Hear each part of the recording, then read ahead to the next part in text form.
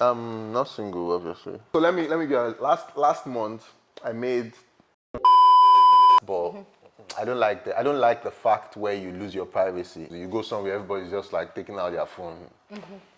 Do you have any scary travel experience? It was Kenya. So exactly, I have $3,000 now. They are probably going to take 30% of it. So because I don't have sense, I'm very unserious. Don't worry. If you stay with me for a while, you see that this guy. Okay, what's your most memorable experience growing up? That one is deep. How's that thinking back? My most memorable experience growing up when I left my secondary school. I was in GS3. I don't know what you call it in Secondary school 3. In Kenya, we'll call it Form 3. Okay, Form 3. Okay, Yeah. you have Form 1 to Form 6. Form 1 to Form 4. So I think it was when I was in secondary school, GS3, I left Lagos, I went to Jos. I went to a school called Command Secondary School for my GS1. And that secondary school was like a public secondary school where it's like, I was coming from a private secondary school and going to a public secondary school. So there were seniors there who were beating you, who were treating me, and oh my God, it was crazy, man. I got beaten so many times by seniors. And there was a senior, especially Charles. Charles, if you're watching. If I see that guy up to today, I'll be like, you. That guy suffered me. He would take all my provisions, all the things my parents bought for me, we eat it. So eventually, but I think that's one of the things that also molded me to a point where it's like it's very hard for things to happen to me, where it's like I would just be down. I've gone through I've not gone through like the worst things. A lot of people have gone through worse stuff, but all those bad things that happened, they kind of like molded me to a point where I'm more resilient. So now it's even hard for anybody to say anything about me.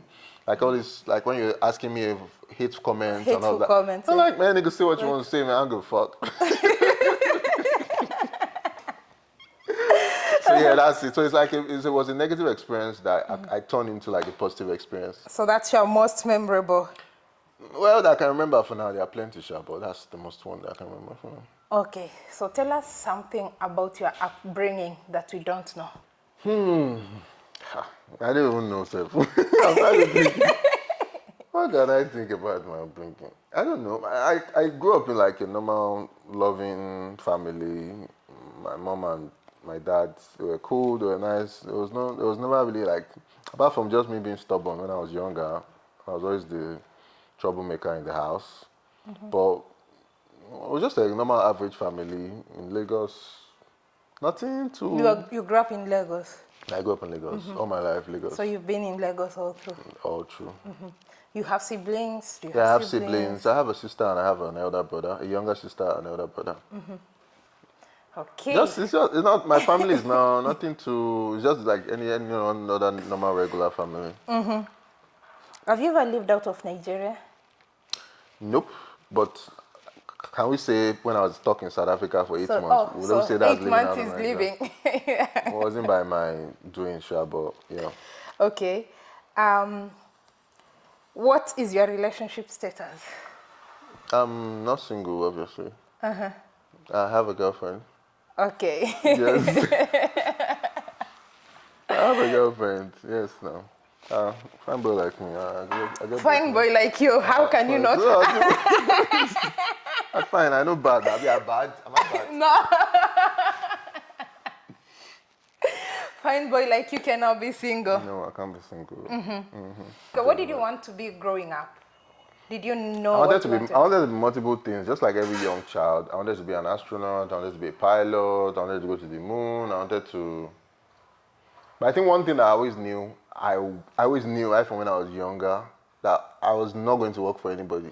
I always knew that from when I was in primary school, like when I was small, because I used to do business in primary school. When I tasted business, I created so they used to give me maybe let's say how many dollars would we call it now? So maybe like 50, not $50. What's half of $1? 50 cents. 50 cents. So they give me 50 cents for a week. Then, and I used to use it to buy a pack of sweets and sell it to my mates in school. So when I tasted that, I can take this 50 cents, buy a pack of sweets, sell it to my mates, make the 50 cents back, and make more money on top.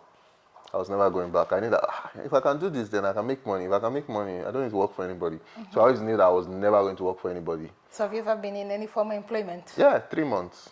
But that How was was all. it? It wasn't so bad, but it was boring. But I used that to learn how to build websites because I was building websites. So it was like an open-ended job. So I was a web developer for the man. It was a motorcycle shop in Ogba, somewhere in Lagos. I was the PA. I was the person they send around if they want to do stuff. We were just 2 in the office. We just had 2 employees. But it made me learn how to. I used that time because they had internet in the office to learn how to build websites, and I learned how to build websites from YouTube. That's how my YouTube journey kind of like started in a way. It's a school. YouTube is a school. You learn a lot. Yeah, you learn so much. Yeah. What do you want to do in future? Plenty things. One, I've always had this dream from when I was younger, was that I was going to create a way. I was going to create something that was going to benefit a lot of people. And one idea I always had was like, I was going to create a space where a lot of people who wanted to become whatever they wanted to become, they could come to that space and become it.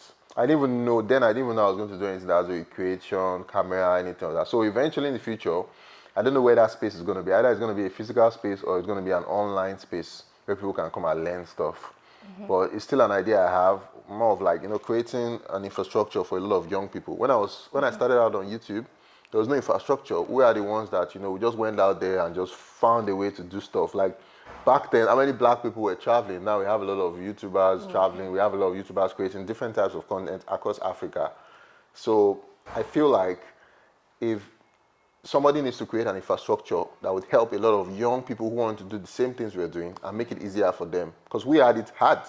I'm sure you also can share your story about that. So even getting like a camera, getting all of that, you have to walk, take a lot of bullshit from a lot of people before you can afford to do that. And then now it's paying off, but it took us so long. So what if it doesn't need to take you 4 years to do that? What if it will take you 1 year?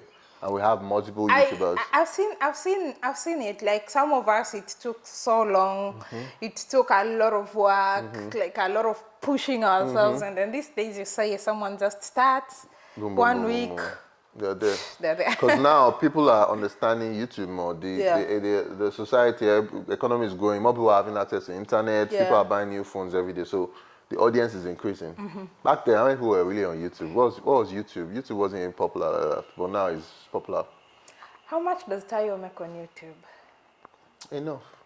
What's enough? It's like enough, more than I used to make. I make more than my Uber driver salary.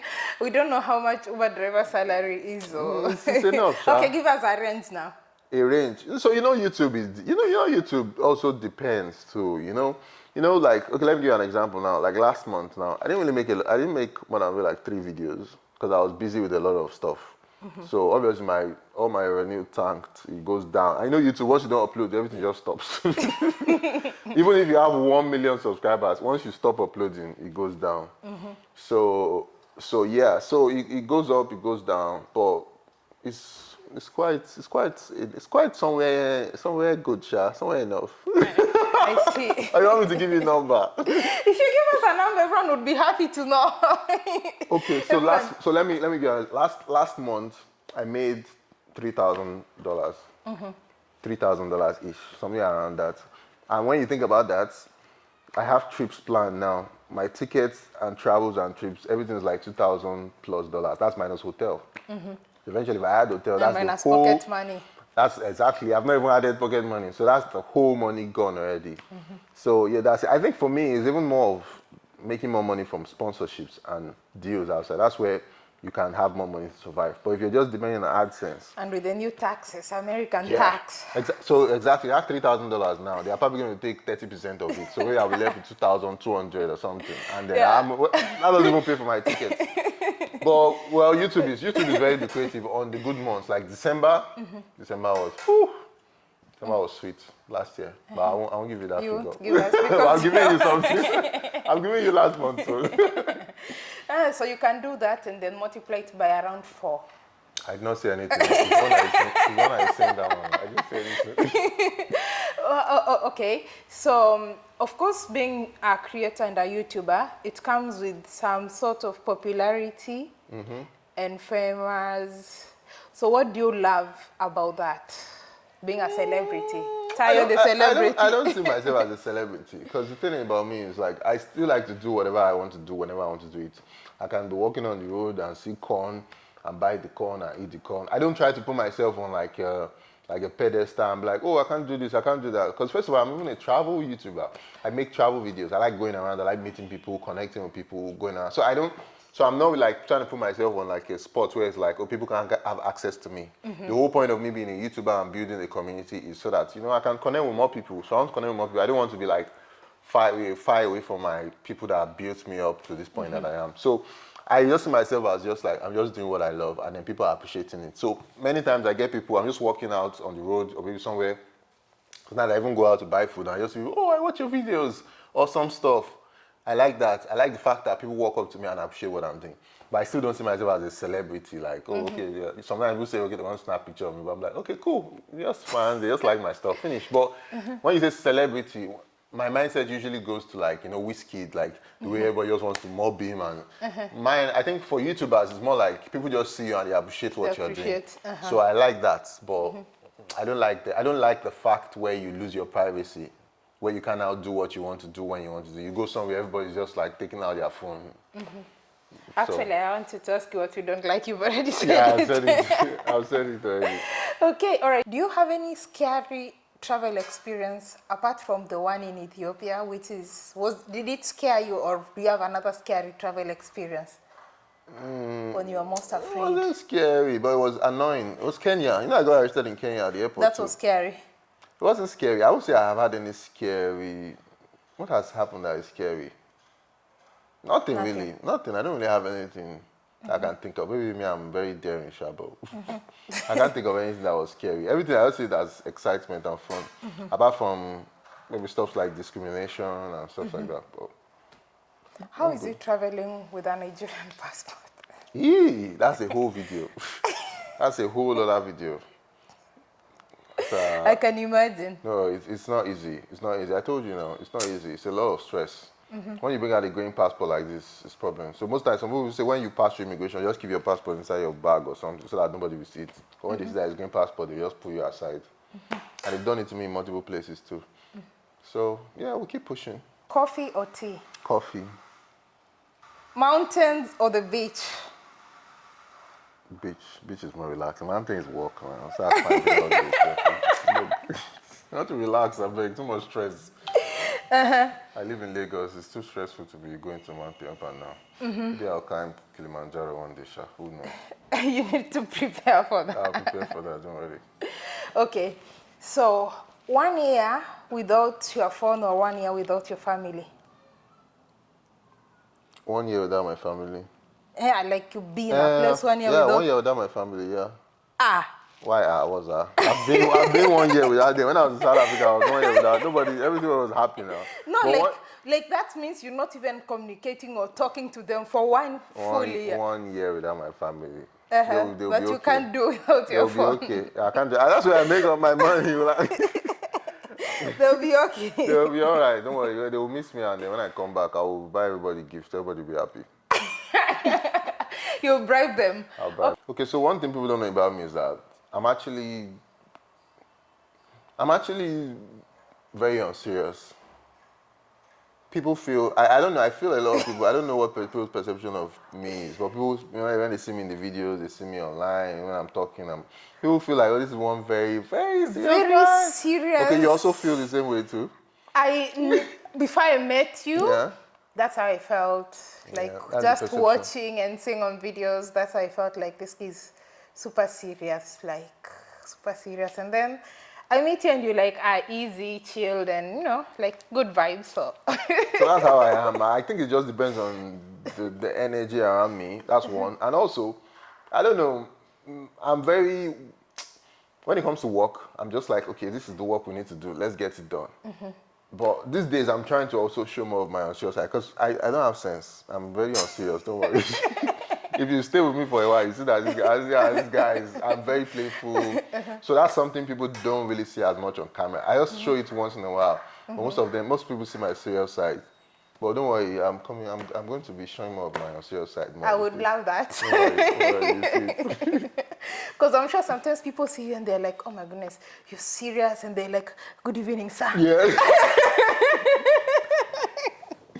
Yeah, I think that happens. I think even people too, like when they want to approach me, they approach me like, oh, okay, this guy, let's know. Some people see that seriousness that they take it as being arrogant. But I'm like, if you meet me and you know me, but if you feel I'm arrogant, fine. Because even before I started YouTube, when I was in secondary school and when I was in uni, people always felt that way too. But people that knew me and my friends, they're like, Tayo. You know Tayo, you know that it doesn't.